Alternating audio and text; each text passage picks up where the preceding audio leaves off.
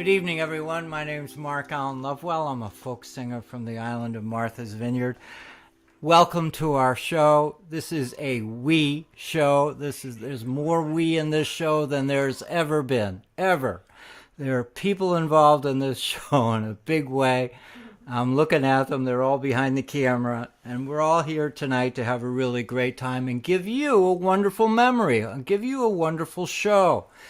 And, it's cold outside, February out here, and so we're hoping you're going to feel warm. We got a fire going there. Oh, my gosh. Let's see if I can. Let me just try it. Let's see what we can do here. We got it going a few minutes ago. We'll get it going again. Because I know this wood stove has more followers than me. Here we go.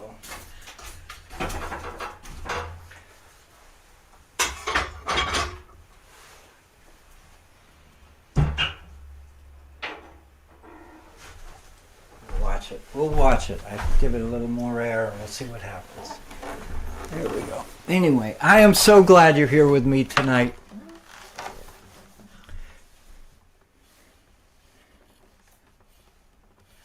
Oh my God, there it is. It just needs air. We all need air. Here we go. We may go back to it again. Anyway, so we are on our way to spring. I know you're thinking about it like I am, like we are already ready. The days are starting to get longer. I'm sure you've already noticed it. That it's really a significant change than where we were a month ago. And any sign of spring is a welcome sign. A few days ago, February 2nd, was Groundhog Day. And that is an important part of our folklore story, our community story. I think of it as a New England story, but I'm sure anywhere around the world you can think of it as your story too. I think what is so cool about it is that we have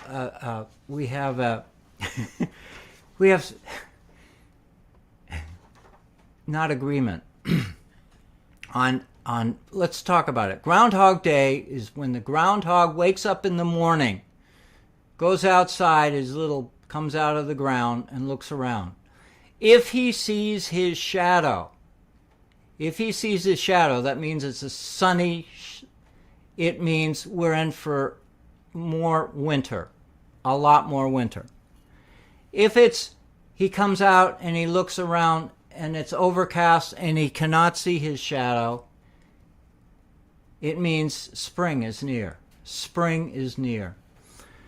And I'm all in favor of overcast skies on Groundhog Day. I am in favor of Groundhog Day being overcast. By the time it comes around, I'm ready for spring. And I know many of you may have followed the national news, and Puxatawny Phil in Puxatawny, Pennsylvania,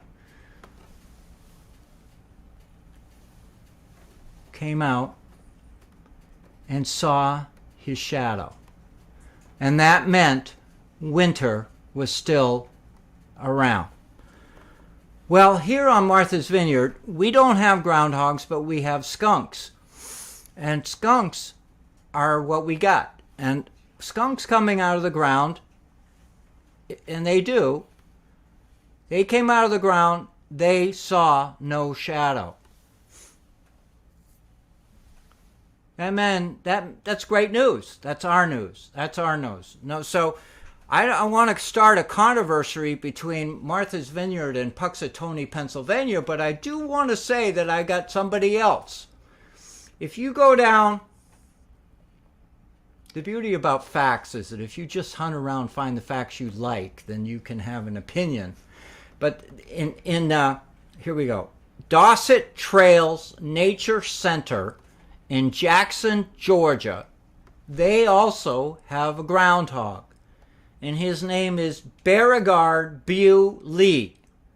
And every year he makes his prediction on Groundhog Day. He emerged from his home, and he, like a skunk on Martha's Vineyard, did not see his shadow.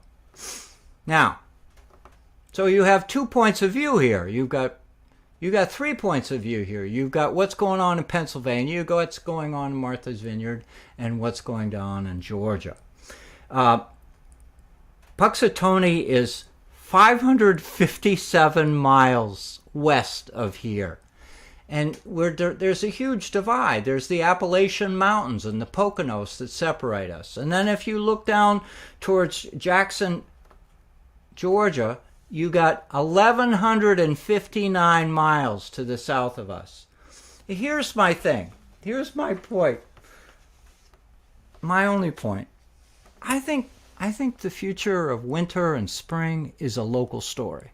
I think it's what's in your neighborhood, what's happening in your backyard. I think what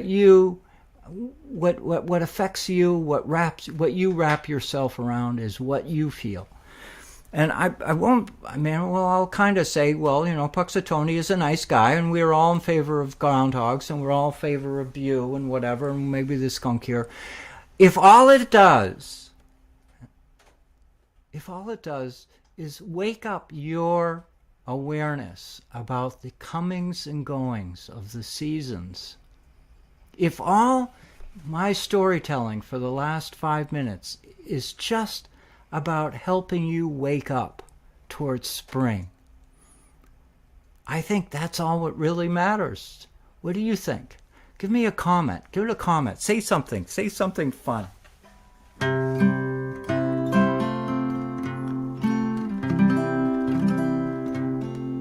So let's sing a song looking ahead to summer. And I've got my dear friend Molly right here. And Molly's going to come join with me this wonderful song. We're going to point our way towards summer. Right, Molly? Yep, we are. Sitting right next to the fire. I'm feeling warm. Yeah, look at her go now. Oh my God! Let me go over there and just turn it down just a little bit. Otherwise, we're going to open up the door and go outside. Because the good news about my wood stove is it's really a good wood stove. It's very warm. Look at her. I call her Ashley. I call my wood stove Ashley. I don't have to explain to you why I picked the name, but it is a feminine touch. She needs attention all the time, and she's the warmest thing most winters for me.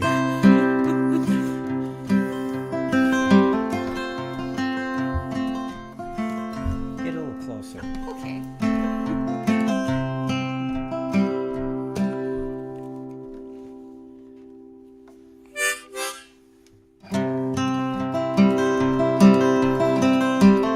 Remember, if all I do tonight is waken up your thoughts about the arrival of summer and spring and the closing down of winter, if that's all I do for you tonight, I consider my evening pretty close to a success.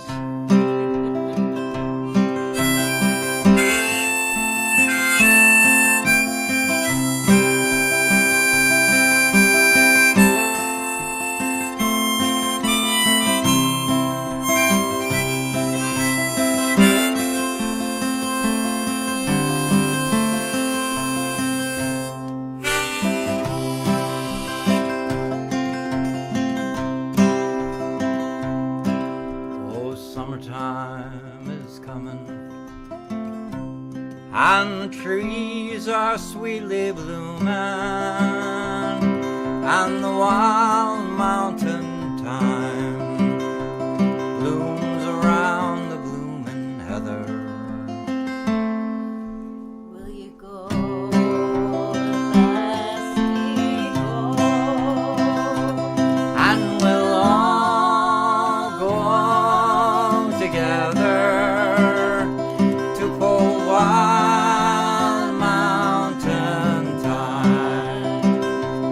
all around the blooming heather.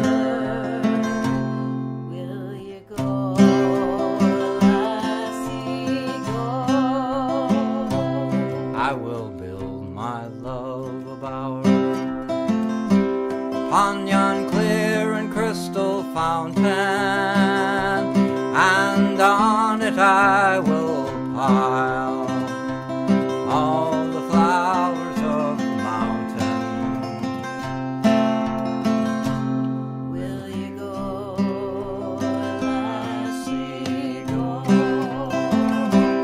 And we'll all go together to pull wild mountain thyme all around the blooming heather. Will you go, lassie, go?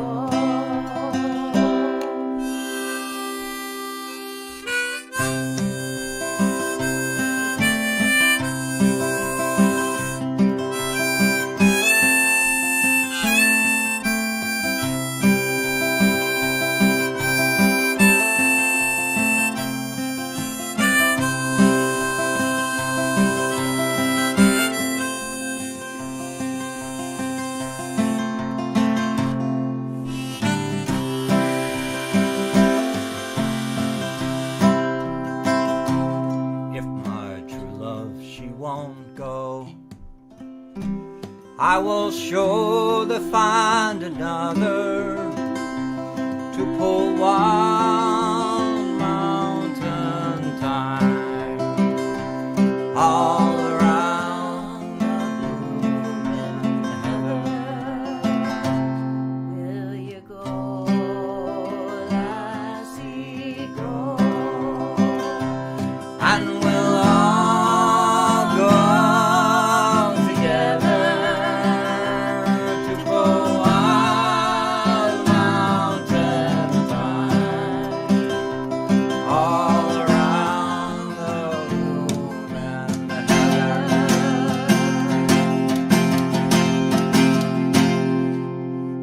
Will you go, lassie, go?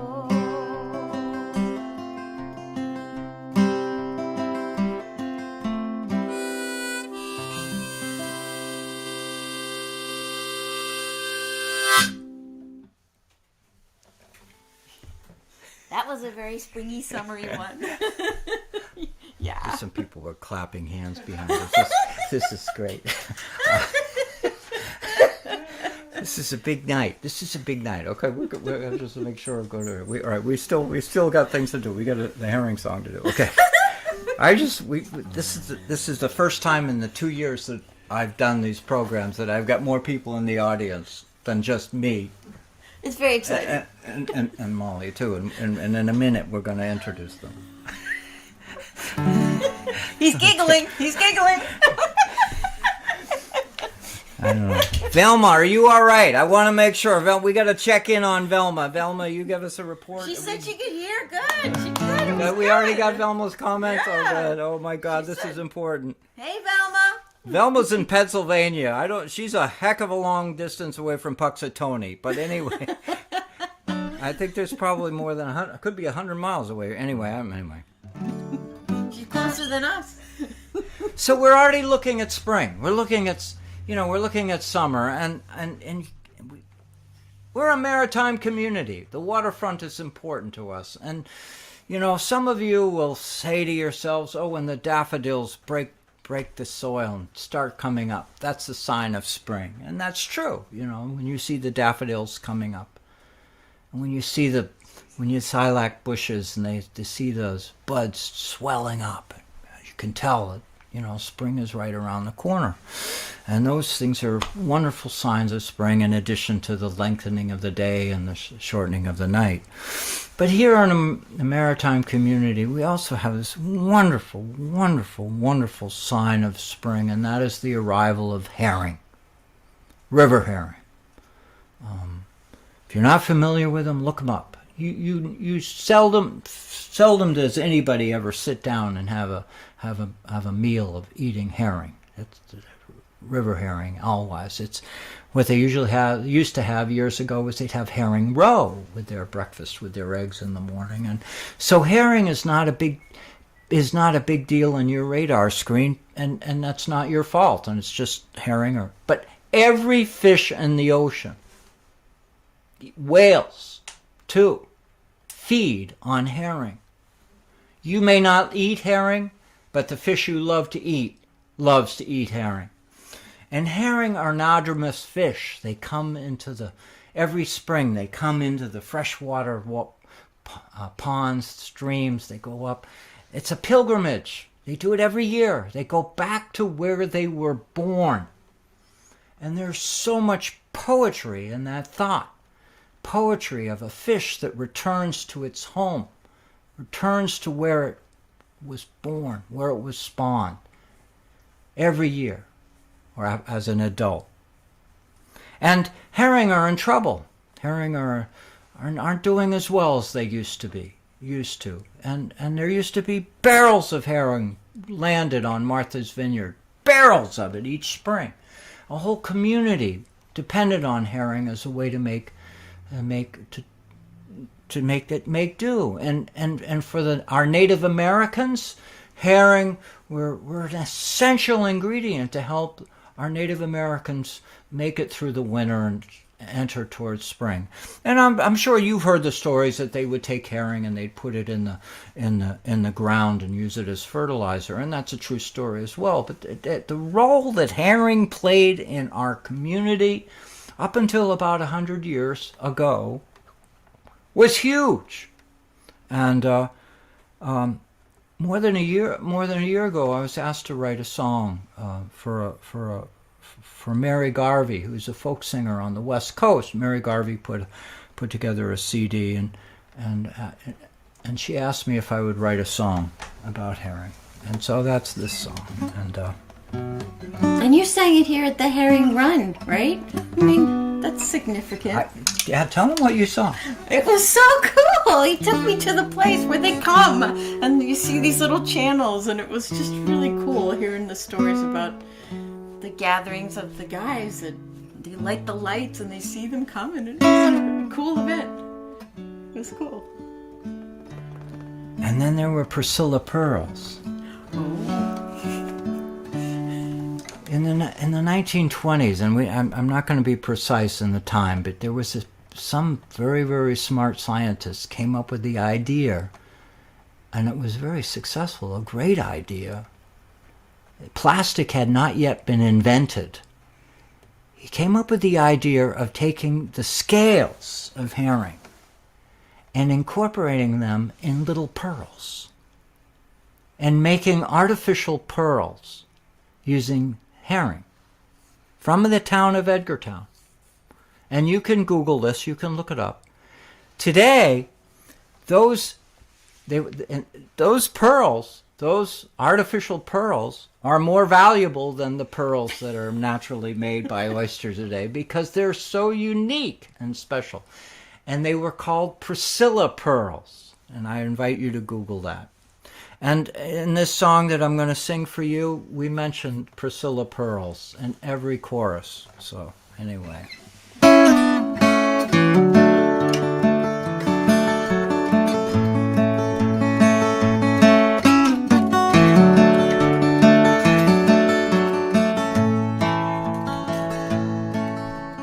Never was a spring when the herring didn't come. Never a night when the fish didn't run. Never a thought we'd ever get this way, that they'd be so scarce in this modern day. A humpback whale breaches from a deep dive. Bald eagle flies so way up high.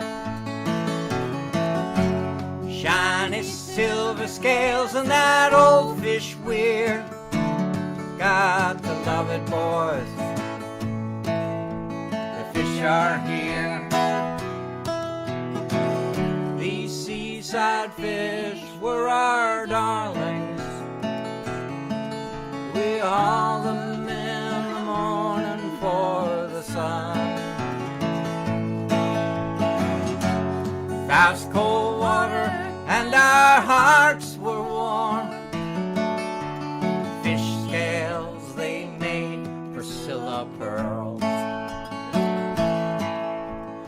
Wampanoag, Penobscot, and every coastal tribe. Winters were cold, it was hard to survive. Hope of spring came with this fish of the sea. They came wiggling, swimming up the stream. Hard to imagine these fish aren't around anymore. They are so depleted, they're gone from our shore. Don't tell our forefathers we've emptied the banks. We squandered them and have our greed to thank. These seaside fish were our darlings. We hauled them in the morning for the sun. Fast cold water and our hearts were warm. Fish scales they made Priscilla pearls. When the shad bush blossoms and the snow melts, ponds open up and the creeks let out. Wherever a trickle of fresh water meets the sea, there's a herring waiting to come upstream. In the darkest night when the moon rises, turn the lantern light up high, the herring have arrived. Their names connect us to where we should be. Back, Hal Wives, Bucky, and Sawbelly. These fish were our darling. We hauled them in the morning for the sun. Fast cold water and our hearts were warm. The ladies, they loved Priscilla pearls. The ladies, they loved Priscilla pearls.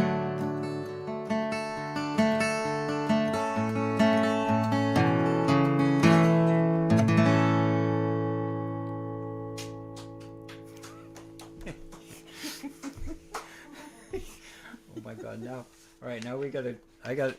So this is Molly. This is a busy night tonight. We got things to do. We got people to introduce you to. This is Molly. You know Molly, okay? She's been helpful for the last couple of weeks. Well, yesterday, she has her website finally got up. Look at. Can you all see that? Take a peek at it. Molly, tell them. It's true. It's me. My name, mollyknoll.com. I've relaunched it. It was kind of dormant for a while, but now it's there. Molly is an enormously talented singer, musician, songwriter, playwright. I don't know. I'm going to give her more titles than she'll take from me. I cook brownies. She cooks brownies. She cooked brownies first today. And she's enormously talented. And on Martha's Vineyard, she has a celebrated audience that eclipses anything that I do here. Because she sings all kinds of music, all kinds of wonderful music. And I hope you please go take a look at her website, Molly Knoll, and take a visit. Take a visit and share it with your friends and anybody who loves music. Google hasn't found it yet, hasn't found this website yet because it has been dormant for a while. But with your help, you're going to help. You're going to help because Molly deserves recognition for the talents that she brings to this community and beyond. And so if you heard her singing tonight, you already know. But there's no kidding. In my mind, she could run her own show, and there'd be advertiser, and there'd be people lining up outside to get her autograph. Yeah, but this is more fun. This is more fun. So the next thing that is really the highlight of the show, Yeah. we got a really big thing here, is that for the first time, anyway, let me just tell you who's here. So we got Sharon and Ted. They come all the way from England. Another island. This is Sharon Davies and Ted Stevenson. I'm gonna move. And Molly's going to get out of the way because they're going to come right over here and join with us. These folks have been followers. They've been Patreon supporters of my show for a really long time. And every, I mean, I'm going to let you talk about it, but every February they come to Martha's Vineyard in February. They come in February. Which is such an amazing thing. And when they alerted us to this, anyway, so they're here, and look at them. They're beaming. They're glowing. And I'll say this to you, as much as I love my show, is this show has actually been an interruption for all the fun that we've been having prior to the show, and possibly far after we should have the show, because there's fellowship, and they get it, and they understand the value of this coastal community and the coastal community. They come from England. I'm repeating myself, I know this, because it's important to recognize, folks, that what we're sharing in this room tonight, and I'm including you, is something that is more universal than Martha's Vineyard, more universal than the coastal community. I know we got Melissa down in the Chesapeake. Yeah. We got, we got folks, we got Susan in the state of Washington. We got people all over the country who have a love and affection for maritime communities. I mean, maritime communities have both the beauty and the flowers and the beauty and the struggles of dealing with the big ocean storms that come up the coast. But in between, there's the culture of these wonderful people who join with us. So what I asked them to do is to share with you a little story. And I think we'll start with Sharon. Sharon, okay. You want to tell them a little bit about you just before you... So I've been following along with the show for about, over a year now, I'd say about 18 months. And just like Mark said, we tune in from London every week, not on a Sunday evening, sadly, because it's 1 o'clock in the morning. But I always wake up on a Monday, and the first thing I do is tune into the show, look forward to doing it and catching up on what I've missed and seeing all the fantastic comments that people have put on. So the joy that when Mark and Molly said, would you join us on the show whilst you're on the vineyard? I mean, it's like a dream come true just to be here. So thank you so much, both of you, first of all, for having us. And I'm going to say, if that's okay with you, Mark, a little poem this evening. When I grew up in Wales, I had very, very little experience with the sea, maritime experience. Coastal living was not something I was familiar with at all. And we were in school and we were reading about a poem by Christina Rossetti called By the Sea. And I remember hearing this poem and reading this poem and thinking, how magical, how magical it all sounded to someone like me who had not any experience of that. So I'm going to share this poem with you this evening, if that's okay. And I will tell you a little bit more about why I chose it. So, why does the sea moan evermore? Shut out from heaven it makes its moan. It frets against the boundary shore. All earth's full rivers cannot fill the sea that drinking thirsteth still. Sheer miracles of loveliness lie hid in its unlooked-on bed. Anemones, salt, passionless, blow flower-like, just enough alive to blow and multiply and thrive. Shells quaint with curve or spot or spike, encrusted live things, Argus-eyed, all fair alike, yet all unlike, are born without a pang and die without a pang, and so pass by. And I just remember reading this and thinking, this is so magical. This storehouse of resources, and dreaming and thinking of a time when I would experience this magical place. And now Ted and I, I'm sure Ted will probably say, we live in London, so we're still landlocked. We still have very, very limited experience with maritime living and the sea and coastal fellowship. So when I happened upon this show that Mark does for us every week, it just created exactly the same feelings all over again. You know, what joy that this feeling of being part of coastal fellowship, coastal living, maritime living, and that's why I just love the show every week, because it creates for me this very same experience that the poem created. And not only that, the joy of the poem is that it's by Christina Rossetti. And if you cast your mind back to the winter show, lovely Molly there sang In the Bleak Midwinter for us. And that's also written by Christina Rossetti. So it felt like the wheel had come full circle.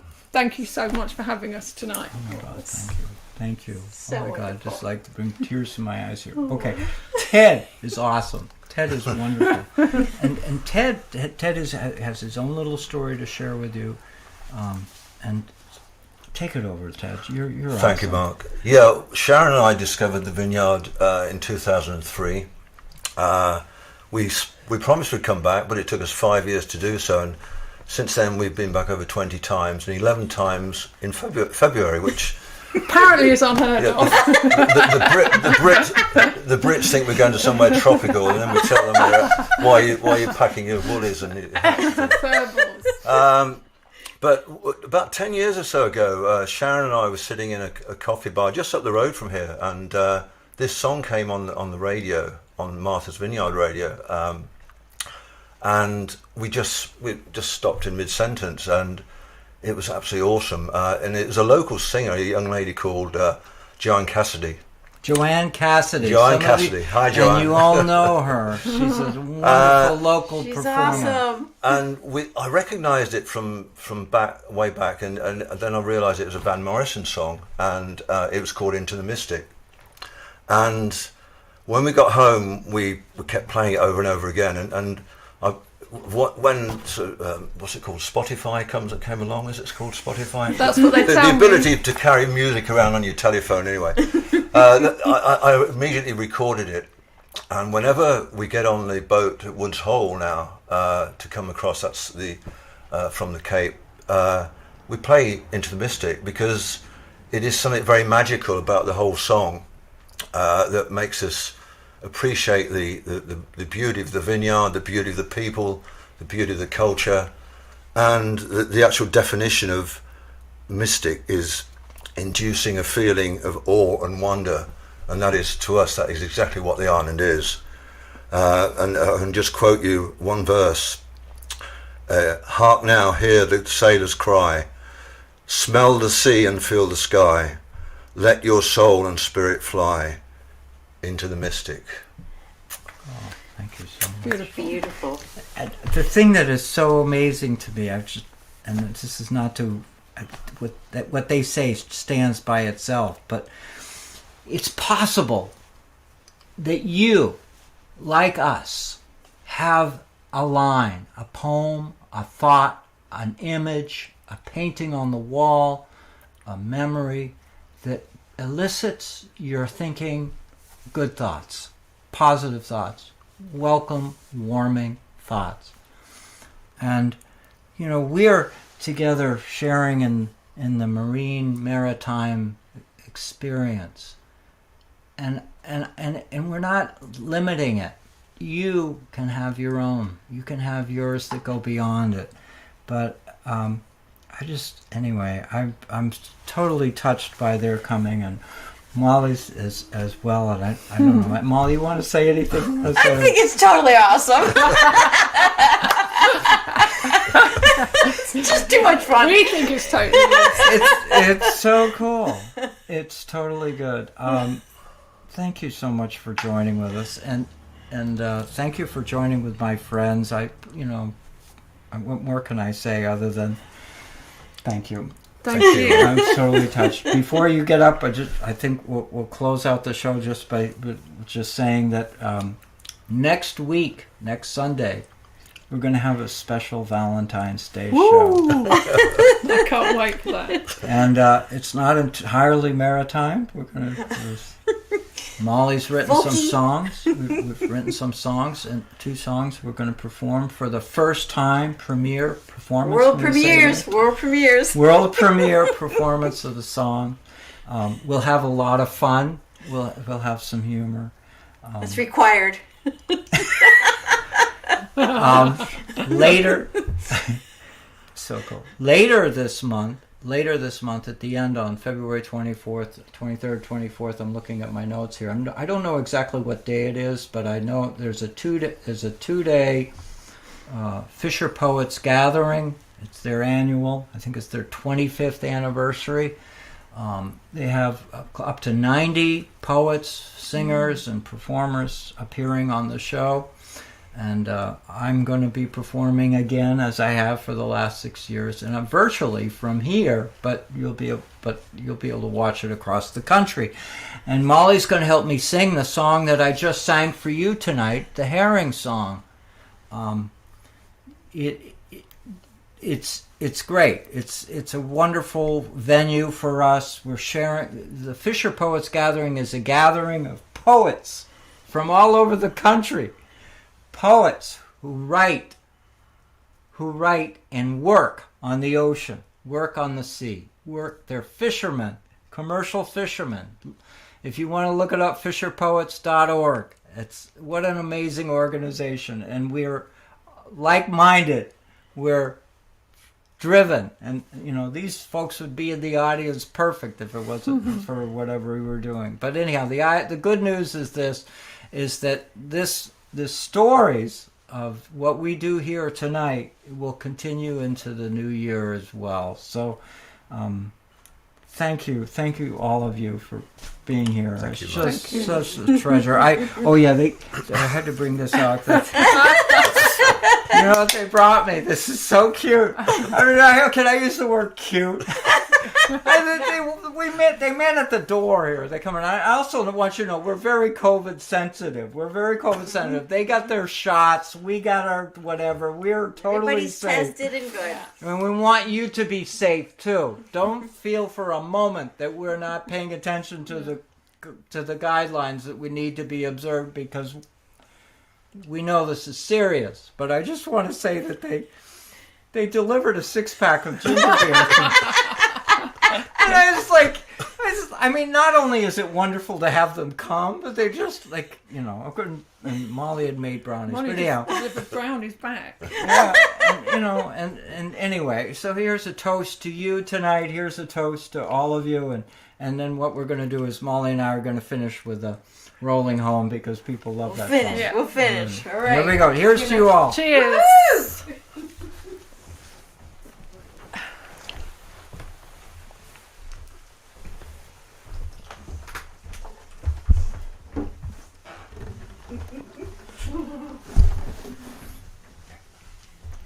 Are we having fun yet?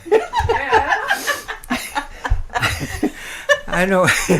I could share this with the audience. I said, it's like watching these folks sitting on there and performing. It's like such a wonderful trip for me. And I know many of you commented about my enthusiasm in the Sunday morning when I.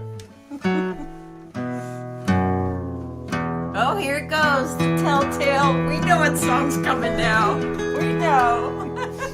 Okay, get up close. Okay, here we go. Here we go.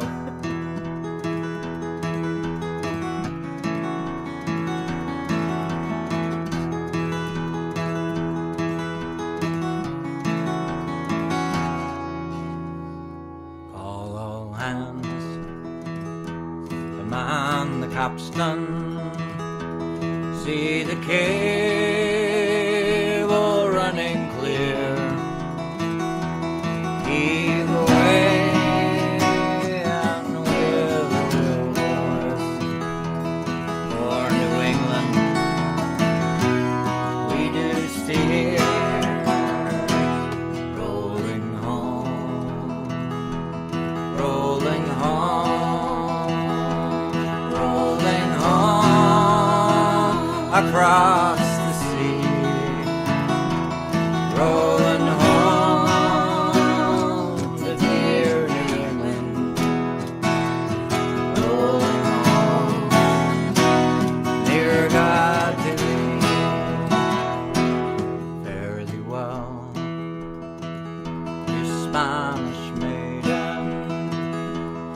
It is time to bid adieu. Happy times we've spent together. Happy times I've spent with you. Rolling home, rolling home, rolling home across the sea. Rolling home to the rolling home near God to me. Round Cape Horn, one frosty morning, and the sails were full of snow. February. Tying those sheets and pulling those halyards. Let her off and let her go. Rolling home, rolling home, rolling home across the sea. Rolling home to the rolling home near God to be. All right, this is the last verse. We know it's coming. Hopefully one of them. Well, it's not hopefully. It just was. Probably will be the most memorable show we've done. Don't you think? I mean, for you and me, right? For all of us. For hopefully the audience too. Many thousand miles behind us. Many thousand miles to go. The ocean lifts her waves to bring us to that well remembered shore. Rolling home, rolling home, rolling home across the sea. Rolling home to Martha's Vineyard. Rolling home to Galilee.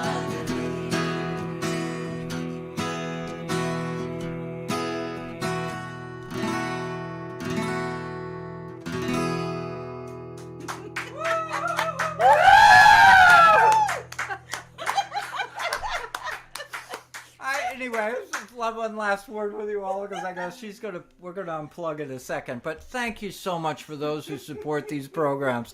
It doesn't happen out of nowhere. It happens because we've got support. I want to thank my anonymous supporter for donating a lot of help to this program. So you've seen a remarkable improvement in the video, a remarkable improvement in the audio, and that's because that stuff costs. Please consider being a supporter. A Patreon supporter is probably the easiest means to do it. You know, Sharon and Ted are supporters. We've got many supporters. They're all over. And that makes this program happen. It actually works. Don't think for a moment that Facebook this or Facebook that. This is between you and I and Molly joining with and Sharon, Ted. It's a community. It's a community. So thank you so much for your help tonight. And I'll shut down and thank you.